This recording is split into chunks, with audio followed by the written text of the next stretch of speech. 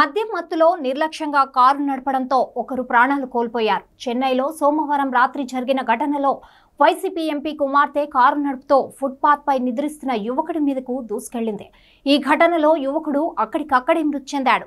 Chennai Besant Nagar కు ఒడుకుప్పానికి చెందిన సూర్య painting పనులు చేస్తుంటాడు. సోమవారం బెసెంట్ నగర్ కళాక్షేత్ర కాలనీలోని వరదరాజసాలై ప్రాంతంలోని ఫుట్పాత్ పై నిద్రపోయాడు. ఆ సమయంలో అటుగా వచ్చిన కారు ఫుట్పాత్ పై నిద్రిస్తున్న సూర్య మీదకి దూసుకెళ్లిపోయింది. ప్రమాదంలో తీవ్రంగా గాయపడిన సూర్యను స్థానికులు ఆసుపత్రికి తరలించారు. అప్పటికే అతను మృతి చెందినట్లు వైద్యులు ధృవీకరించారు. ప్రమాదానికి కారణమైన కారులో ఇద్దరు మహిళలు ఉన్నారని స్థానికులు పోలీసులకు తెలిపారు. ప్రమాదం జరిగిన వెంటనే వాహనం నడిపిన మహిళ కారుతో సహా పరారైంది. మరో మహిళ ప్రమాద స్థలంలో ప్రజలతో వాగ్వాదానికి దిగారని మృతుడి బంధువులు ఆరోపించారు.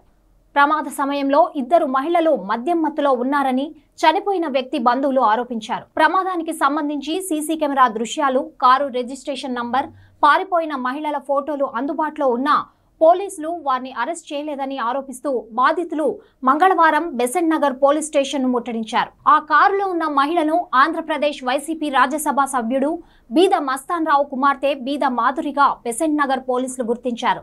సీసీటీవీ దృశ్యాలు పరిశీలించి కారు రిజిస్ట్రేషన్ నంబర్ ఆధారంగా ప్రమాదానికి కారకులు మాధురిగా నిర్ధారించుకున్నారు. స్థానికుల ఆందోళనల నేపథ్యంలో మంగళవారం ఉదయం మాధురి పోలీస్ స్టేషన్లో న్యాయవాదులతో కలిసి లొంగిపోయారు. ఆపై సొంత పూచీకత్తుతో బెయిల్పై విడుదలయ్యారు.